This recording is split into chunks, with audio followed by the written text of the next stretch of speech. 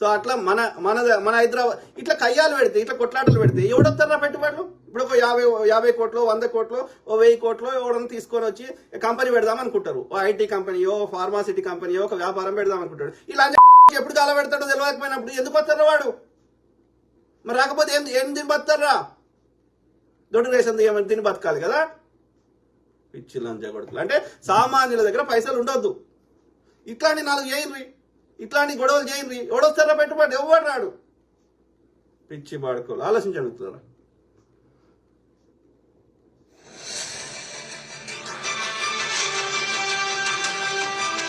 ఇది మన హైదరాబాద్లో మనం 500 సంవత్సరాలు ముస్లిం రాజులు పరిపాలించారు మన హైదరాబాద్ని.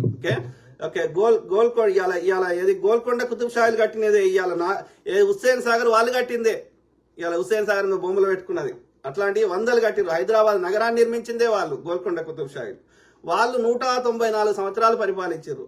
ఆ తర్వాత గోల్కొండ సామ్రాజ్యం మీద దండయాత్ర చేసి ఔరంగజేబు మొత్తం మొఘల్ సామ్రాజ్యాన్ని విస్తరించే క్రమంలో 9 నెలలు మన ఈ ఫతే మైదాన్ అంటే ఎల్బీ స్టేడియంలో ఆయన ఉండి ఇంటర్నల్ గా వాళ్ళు మోసం చేసి వాళ్ళు గోల్కొండ దాంట్లో ఉన్నాడు. సో ఆ విధంగా దానికి మొఘల్ సామ్రాజ్యాన్ని కలుపుకున్నాడు. అట్లా మొఘళ్ళు 36 సంవత్సరాలు పరిపాలించారు. రాజధానిని హైదరాబాద్ నుంచి అక్కడికి ఔరంగాబాద్కు మార్చిండు ఔరంగజేబు. అర్థమైందా? 36 ఏళ్ళ తర్వాత ఈ ఔరంగజేబు చచ్చిపోయినాక అప్పుడు మళ్ళీ ఏది బలహీనం అయిపోయింది మొఘళ్ళు. ఎందుకంటే ఈయన నెక్స్ట్ వారసత్వాన్ని సరిగ్గా తయారు చేయాలి. ఓకే, సో ఆ కారణంగా ఆ నెక్స్ట్ మొఘళ్ళు వచ్చిన తర్వాత మళ్ళీ మొఘళ్ళు వచ్చిన తర్వాత బలహీనం అయిపోగానే ఎవరిది వాళ్ళు స్వతంత్రాన్ని ప్రకటించుకున్నారు. అప్పుడు ఏమైంది, ఆయనతో మిగతా వాడు ఎవడన్నా తీసేసుకుంటారని చెప్పి, ఎందుకంటే మొఘళ్ళ సామ్రాజ్యంలో అత్యంత బలమైనటువంటి వ్యాపారానికి అన్ని విధాల బలమైన సుబాలు ఏది అంటే ఒకటి బెంగాలు, ఇంకోటి హైదరాబాద్. ఓకే, సో ఆ విధంగా మన నిజాం గారు ఏం చేశారంటే ఉల్ ముల్క్ నిజాం గారు, మొదటి నిజాం గారు ఆయన స్వతంత్రాన్ని ప్రకటించుకొని ఇక్కడ మన నిజాంల సామ్రాజ్యాన్ని స్థాపించారు మన హైదరాబాద్ లో. ఆ విధంగా ఎందుకంటే అంతకుముందు ఆయన గవర్నర్గా ఉండే ఇక్కడ హైదరాబాద్ సభకి, అందుకని ఇక్కడ మీద ఆయన పట్టుంది. సో ఆ విధంగా ఈ హైదరాబాద్ ని 224 సంవత్సరాలు నిజాంలు లేదా అసఫ్ జాహీలు పరిపాలించారు. అంటే ఎన్నేళ్ళు? 224, 194, 36. ఓకే, అంతకుముందు ఈ గోల్కొండ కుతుబ్ షాహీలు స్వతంత్రాన్ని ప్రకటించుకోకముందు బహమనీల కింద ఉండే కర్ణాటక కేంద్రంగా. ఓకే, సో ఆ విధంగా ఎట్లా లెక్క పెట్టినా తక్కువ 500 సంవత్సరాలు ముస్లిం రాజులు పరిపాలించారు మన హైదరాబాద్ ని. ఓకే, హైదరాబాద్ అంటే ఓన్లీ హైదరాబాద్ కాదు, హైదరాబాద్ రాష్ట్రాన్ని. ఓకే, ఇంకా హైదరాబాద్ రాష్ట్రంలో ఇంక్లూడింగ్ గోల్కొండ ఈ బ్రిటిష్ వాడికి వాళ్ళు ఇచ్చేసిండు గోల్కొండ వాళ్ళు. సో అంతకంటే ముందు ఏది ఇంక్లూడింగ్ రాయలసీమ, కోస్తా కూడా ఈ వీళ్ళ కిందనే ఉండే. అంటే నేను ఏం చెప్తున్నా, ఇక్కడ దాదాపు 500 సంవత్సరాలు మనని ముస్లిం రాజు పరిపాలించినప్పుడు ఎప్పుడు కొట్టుకసావలే మతం పేరు మీద. కానీ ఈ బాడకవులు వచ్చినాక, ఈ ఆర్య బ్రాహ్మణులు వచ్చినాక పొద్దుగాలేస్తే కయ్యం పెడుతున్నారు అకారణంగా. ఇట్లా ఈ బాడకవులు ఇలా కరాచీ బేకరీ మీద పడ్డారు. దానికి ఒక లెగసీ ఉంది, ఒక హిస్టరీ ఉంది. అది సింధీలది, ముస్లింస్ అది కాదు. ఆయన కరాచీ పాకిస్తాన్ సంబంధం లేదు. కరాచీ అనే ఊరు పేరు మీద ఆయన వాళ్ళు అక్కడి నుంచి వచ్చిన వాళ్ళు పెరిగిన వాతావరణము, ఆ రూట్స్ ని అది ఒక సెంటిమెంట్ గా అయింది వాళ్ళకి అక్కడ. కాబట్టి దాన్ని కంటిన్యూ చేస్తున్నారు. దాంట్లో వీళ్ళకి వచ్చిన నష్టం ఏంది? ఈ బాడకవులకి కరాచీ బేకరీలో తినండి రా, ఛాయ్ తాగండి రా, ఇరానీ ఛాయ్ తాగండి రా, బిర్యానీ ఫేమస్ మనదారా, కుబ్బానికా మీట మనదారా, ఇరానీ చెప్పండి. ఇవాళ హైదరాబాద్ బిర్యానీ ఫేమస్ మనదా? ఇరాన్ నుంచి తీసుకొచ్చిందే. అర్థమైందా? ఛాయ్ ఇరానీ ఛాయ్ వాళ్ళదే, కుబ్బానికా మీట వాళ్ళదే మొత్తం. ఎందుకంటే హైదరాబాద్ పరిపాలించిందే ముస్లిం రాజులు కదా. ఇలా ఎర్రకోట మంగోళ్ళు కట్టినట్లు లెక్క షాజహాన్ కట్టించిండు. తాజ్మహల్ మరి మంగోళ్ళు కట్టించినట్టే కదా. ఇరానీ అన్న కల్చర్ ఉంది, లేకపోతే వీళ్ళది మొఘళ్ళ కల్చర్ అని ఉంది. అంటే ఏం చెప్తున్నారు ఈ బాడకోళ్ళు? నాకు అర్థమైతే లేదు. మరి ఇలా అసెంబ్లీ కట్టించింది కూడా ఈ నిజాంలే. మరి అసెంబ్లీని గులగొడదామా? హుస్సేన్ సాగర్ని గులగొడదామా? లేకపోతే హైదరాబాద్ ఇలా ఫేమస్ అయిందంటే కారణం ఏంది? ఇవాళ హైకోర్టు వాళ్ళు కట్టించింది, ఉస్మానియా హాస్పిటల్ వాళ్ళు కట్టించింది. అట్లాంటి 21 హాస్పిటల్ కట్టించారు. నిమ్స్ హాస్పిటల్ మన ఫీవర్ హాస్పిటల్, పురాణా పూలు, ఇట్లా ఎన్ని చెప్పుకుంటూ పోతాం? అవన్నీ గులగొడదాం. మరి ఏం మాట్లాడతారో ఏం చేస్తారో. మరి ముస్లిం దేశం నుంచి వచ్చే పెట్రోల్ పోసుకోకుండా మీ బండిల గాడీలల్లా పిచ్చి పాడుకోలు లుచ్చ బాడుకోలు అంటే అందుకే అంటున్నా నేను, అందుకే ఎందుకు తిడుతున్నా, ఉచ్చపెండ తాగి తాగి వాళ్ళ బ్రెయిన్ ఖరాబ్ అయిపోయింది. వాళ్ళు ఏం చేస్తున్నారో వాళ్ళకి తెలుస్తలేదు. చూడండి మిత్రులారా.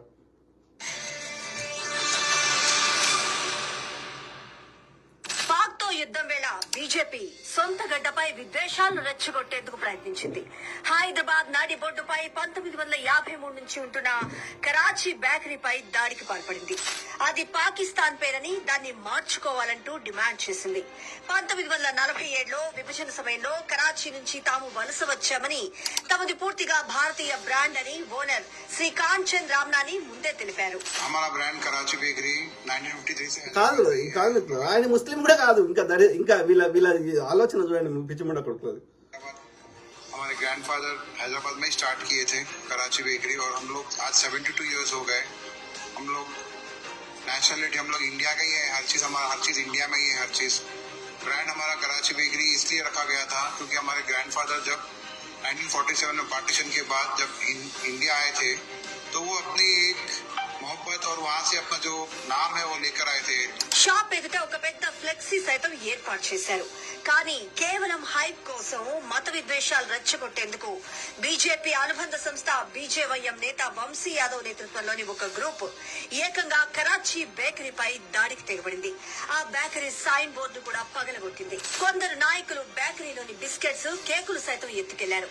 వంశీతో సహా దాడి చేసిన 10 మందిపై భారతీయ న్యాయ సంహిత బిఎన్ఎస్ సెక్షన్ 126(2) కింద కేసు కూడా నమోదైంది.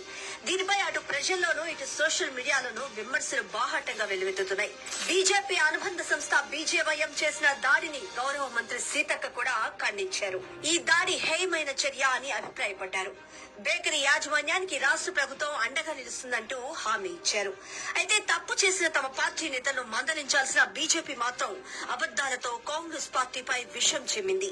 కరాచీ బేకరీపై దాడికి బీజేపీకి ఎలాంటి సంబంధమూ లేదని బీజేపీ సీనియర్ నాయకుడు మాజీ MLC N Ramachandra Rao బొంకారు. Bharatiya Janata party మీద అవాండం వేయడం తప్పు. మరి ఈ నేపథ్యంలో ఎవరో కొంతమంది కరాచీ బేకరీ పైన దాడి చేయడం అనేది భారతీయ జనతా పార్టీకు ఎటువంటి సంబంధం లేదు ఆ దాడితో. చెప్పిన అబద్దాలే మళ్లీ మళ్లీ వల్లవేశారు. ఓవైపు తమ పార్టీ నేతపై కేసు నమోదైనా మంత్రి సీతక్క బీజేపీపై చేసిన ఆరోపణలను అసత్యం, అర్ధరహితం అంటూ రామచంద్రరావు బొంకారు. దుకాణాలపై దాడులు చేయడం బీజేపీ సంస్కృతిలో లేదని, అది కాంగ్రెస్ కు అలవాటంటూ దొంగే దొంగ దొంగ అన్న చందంగా వక్ర భాష్యాలు పలికారు. పచ్చి అబద్దాలతో అడ్డంగా బీజేపీ పరువు తీసుకున్నారు. చెప్పండి మిత్రులారా, కాదు చేసింది లంగా పని, ఇంకా మళ్ళీ మీదకి వెళ్ళి సమర్థించుకున్నాడు. మీరే సృష్టించండి రా, తెలుస్తుంది దాని బాధ. చెడగొట్టడం ఏముంది, అలా మీరు ఏమైనా కష్టపడరా అది ఏర్పాటు చేయడానికి?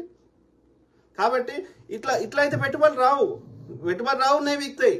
అన్ని రాష్ట్రాలు అట్లే ఉంది పరిస్థితి. ఒక్క బీజేపీ పాలిత రాష్ట్రంలో మన తెలంగాణ ఉన్నట్టు లేదు. అర్థమైందా? కాబట్టి we have to take very